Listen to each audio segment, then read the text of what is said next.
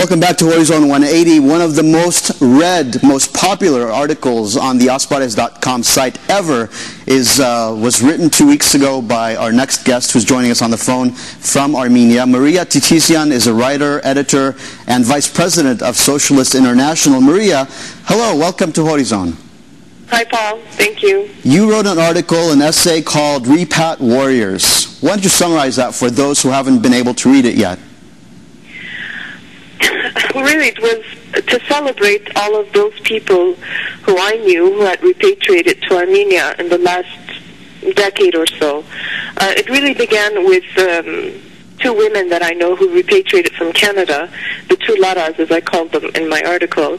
And these are women who came to Armenia with their young families, and they continued to have children in Armenian hospitals. And for me, that was just something that was brilliant. I can't imagine having done that myself, even though when I repatriated, my children were quite young.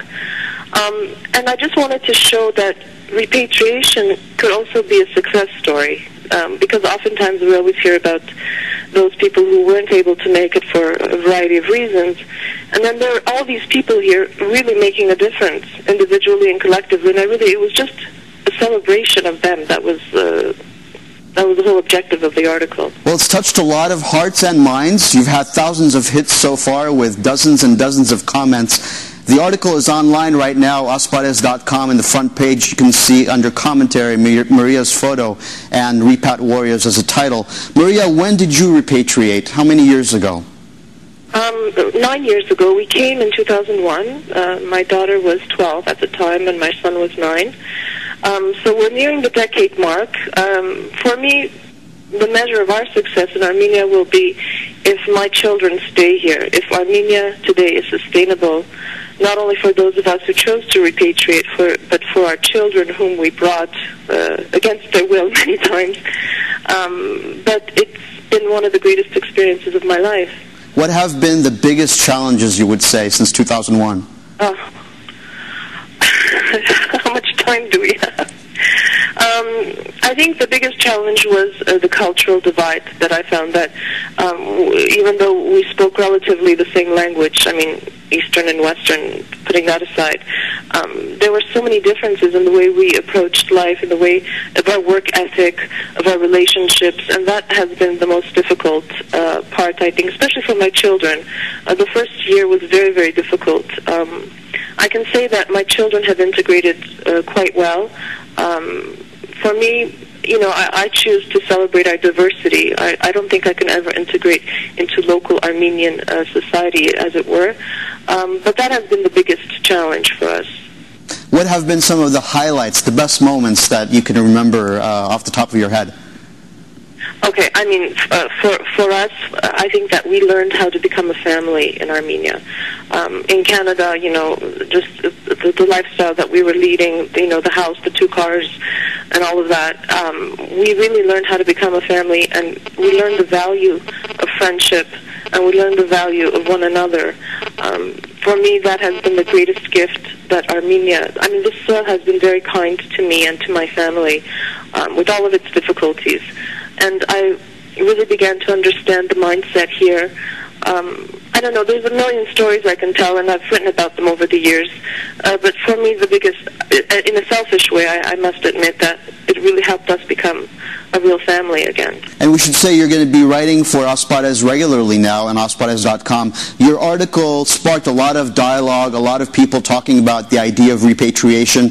What advice would you have for people in the U.S. or anywhere in the Armenian diaspora thinking about going back home and establishing their lives there? Okay, let me just say, for the record, that my intention in writing the article, because there has been a real wide-ranging amount of commentary about the article, I never ever questioned the patriotism of those Armenians who chose not to come to Armenia.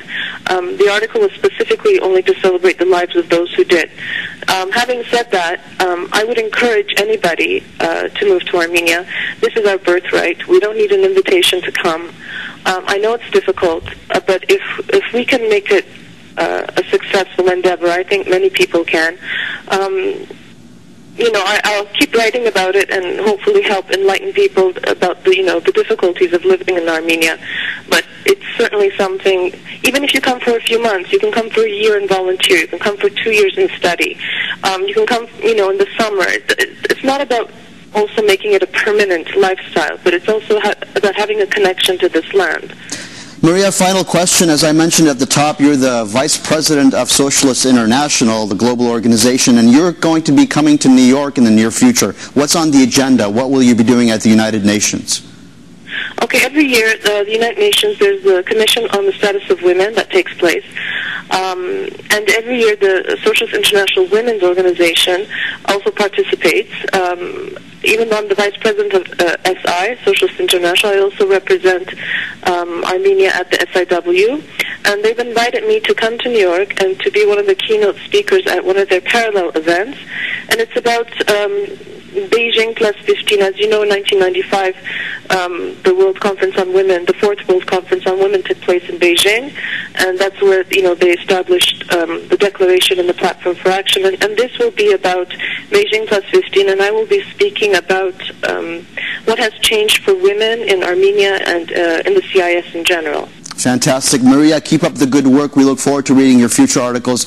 And be sure, if at home, if you haven't read Repat Warriors, it's online now, aspares.com. Maria, thank you for waking up so early, bright and early in Yerevan, and being ready for us here at Horizon. Okay, Paul. Talk to you soon. Luck. We'll be right back on Horizon 180.